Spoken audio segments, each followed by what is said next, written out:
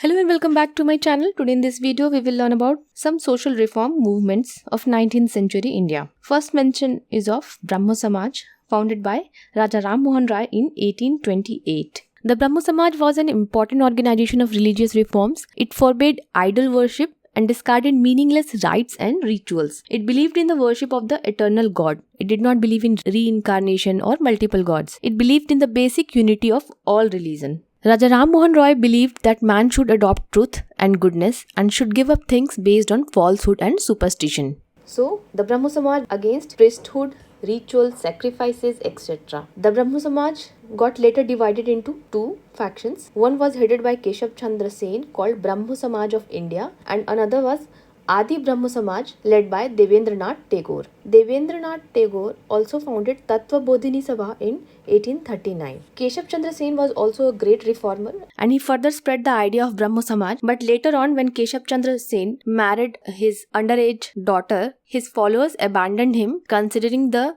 ideals preached by Keshav Chandra Sen as hollow because he did not follow it himself. Another great achievement of Raja Ram Mohan Rai was the abolition of sati. His campaign against sati aroused the opposition of the orthodox Hindus who bitterly attacked him, and in counter of the Brahmo Samaj, Raja Radhakant Dev founded Dharma Sabha. Sati was abolished by Lord William Bentinck. Later on, the Brahmo Samaj was weakened due to internal dissensions and its influence remained confined to urban educated groups. But it left its impact on the intellectual, social and political life of Bengal. Next we have Pratna Samaj. It was established in Bombay by Dr. Atmaram Pandurang in 1876. When Keshav Chandra Sen visited Bombay, he tried to convince Atmarang Pandurang. After that, Atmarang Pandurang established Pratna Samaj. Although the Pratna Samaj was very much influenced by the ideas of Brahmo Samaj, it did not insist upon a rigid exclusion of idol worship as did by Brahmo Samaj, but it did focus on breaking from the caste system. It did not regard the Vedas as a last word, nor did it believe in the doctrine of transmigration of the human soul and incarnation of God. So, Pratna Samaj did not believe in this. It focused on rational worship, social reform. Two main leaders were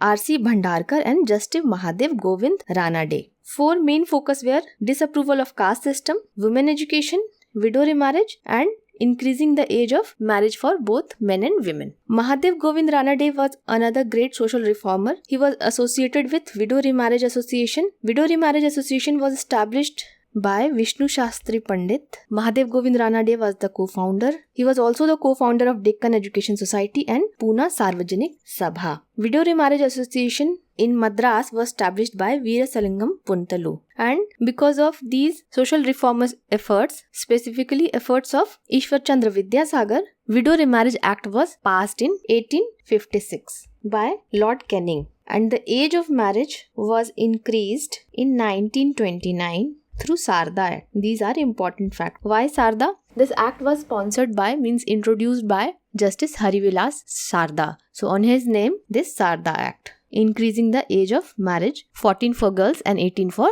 boys. Next we have Satya Sodhak Samaj, established in 1873 by Jyotirao Govindrao Phule, or you can say Jyotiba Phule. He was against the upper caste domination. So the main aim of this Satya Sodhak Samaj, or you can say Truth Seekers Society, was first social service and second was spread of education among women and lower caste people. His two main work was Sarvajanik Satyadharma and Gulamgiri. Very important and famous work of Jyotiba Phule. Then we have Arya Samaj movement. It was a revivalist movement, means focused on reviving the good things of religion, specifically Hindu religion. Established by Dayanand Saraswati in 1875, Bombay. He established Dayanand Anglo-Vedic School in Lahore in 1886. His famous work was Satyarth Prakash. Swami Dayanand held that the Vedas contained all the knowledge and it was a book of true knowledge imparted to man by God, and essentials of modern science could also be traced in them. He was opposed to idolatry, ritual and priesthood, and particularly to the prevalent caste practices and popular Hinduism as preached by the Brahmins. Therefore, he favored the study of Western sciences along with the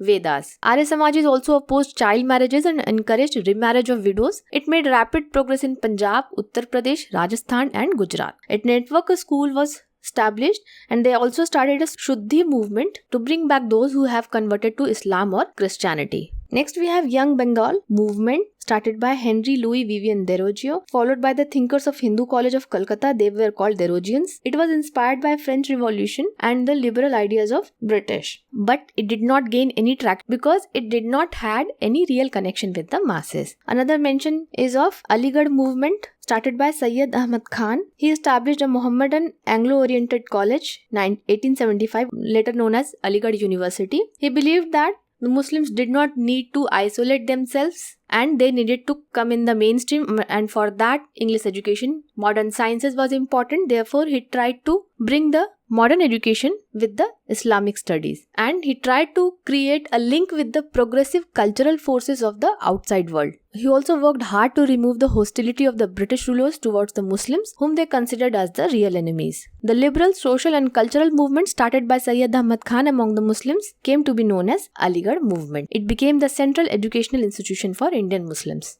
Another special mention is of Theosophical Society, founded by Russian spiritualist Madame H.P. Blavatsky and Colonel H.S. Olcott of America.